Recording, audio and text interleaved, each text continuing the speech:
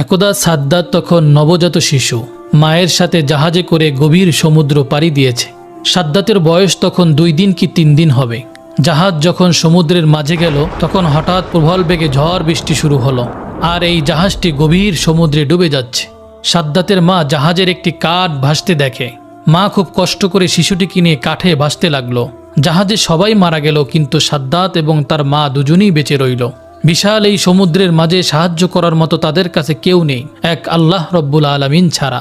শিশুটির কথা ভাবতেই মায়ের চোখ দিয়ে জল বেরিয়ে গেল। কিভাবে বাঁচাবে এই শিশুকে সে কিছুই বুঝতে পারছে না। অস্থিরতার কালো মেঘ ছেয়ে যায় তার সমস্ত হৃদয়ে। এমন সময় আল্লাহ রব্বুল আলামিন আজরাইল ফেরেশতাকে ডেকে বলল, হে আজরাইল, যাও ওই গভীর সমুদ্রের মাঝে মা ও শিশু দুজনেই বেঁচে আছে, তাদের মধ্য থেকে এখনই মায়ের জান কবজ করে নিয়ে আসো। আজরাইল ফেরেশতা হুকুম পাওয়া মাত্র বিশাল সমুদ্রের মাঝে এসে দেখল মা তার শিশুকে আদর করছে, দুধ খাওয়াচ্ছে, শিশুকে বাঁচানোর আপ্রাণ চেষ্টা করছে। এটা দেখে আজরাইল ফেরেশতার একটু দুঃখ হলো। সে মনে মনে বলল, হে আল্লাহ, এখনই তো মায়ের জান কবজ করব, কিন্তু এই শিশুটির কি হবে। তারপর এক বুক ব্যথা নিয়ে মায়ের জান কবজ করে আজরাইল ফেরেশতা চলে এলো। আল্লাহ তাআলার আদেশে সমুদ্র শান্ত হয়ে গেল। শিশুটি ভাসতে ভাসতে সমুদ্রের কিনারায় এক জঙ্গলের ধারে এসে পৌঁছালো। শিশুটি কান্না করছে, কেননা তার খুব খিদে পেয়েছে। ওই জঙ্গলে ছিল বিশাল বাঘ ও বাঘিনী, তাদেরও বাচ্চা হয়েছিল, কিন্তু তাদের বাচ্চাগুলো কেউ বেঁচে নেই। আল্লাহ তাআলার আদেশে বাঘ শিশুটির দিকে এগিয়ে এলো। শিশুটিকে দেখে বাঘেরও এত মায়া হলো যে শিশুটিকে বাঘ দুধ পান করালো। এভাবেই সেদিন অতিবাহিত হয়ে গেল। পরের দিন একজন জেলে মাছ ধরার উদ্দেশ্যে ওই জঙ্গলের পাশ দিয়ে যাচ্ছিল। এমন সময় হঠাৎ করে তার চোখ গেল ওই শিশুটির দিকে। দেখে তার খুব মায়া হলো। সে বলতে লাগলো, হে আল্লাহ, কি সুন্দর দেখতে এই বাচ্চাটি।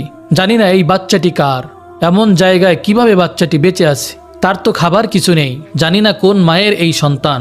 এসব কথা ভাবতে ভাবতে তার এত মায়া হলো, সে শেষ পর্যন্ত বাচ্চাটিকে তুলে নিল এবং বাচ্চাটিকে নিয়ে আপন গোত্রের সর্দারের কাছে নিয়ে আসলো। তাদের সর্দার শিশুটিকে দেখে খুবই মুগ্ধ হলো এবং বলল, এই শিশুটি তুমি কোথায় পেয়েছো? তুমি কি জানো এর মা বাবা কোথায় আছে? আমাদের উচিত তার মা বাবার কাছে দিয়ে দেওয়া। তখন লোকটি বলল, সর্দারজি, আমি জঙ্গলের পাশ দিয়ে যাবার সময় দেখলাম জঙ্গলের মধ্যে একটি গাছের নিচে বাচ্চাটি ক্রন্দনরত অবস্থায় আছে। আশপাশে তার কেউ ছিল না, মনে হয় তার মা বাবা ইন্তেকাল করেছে। তাকে দেখে আমার খুব মায়া হলো, এজন্যই আপনার কাছে নিয়ে আসলাম। তখনই সর্দারজি বলল, ঠিক আছে, আমারও কোনো সন্তান নেই, এই শিশুটির দায়িত্ব আমি নিলাম। আজ থেকে আমি এই শিশুটিকে লালন পালন করব। এভাবেই শিশু সাদ্দাত বড় হতে লাগলো।